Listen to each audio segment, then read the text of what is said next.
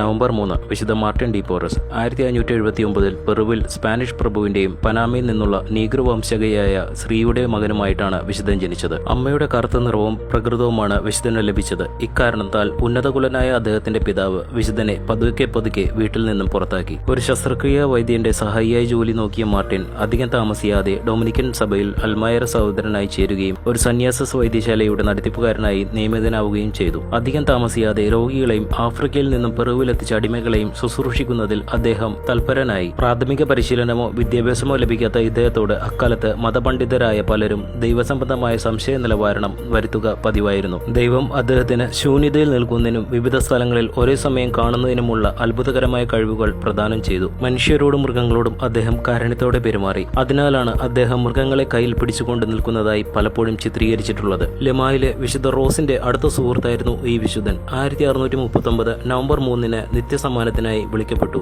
1962 May 6 അദ്ദേഹത്തിനെ വിശുദ്ധനായി പ്രഖ്യാപിച്ചു.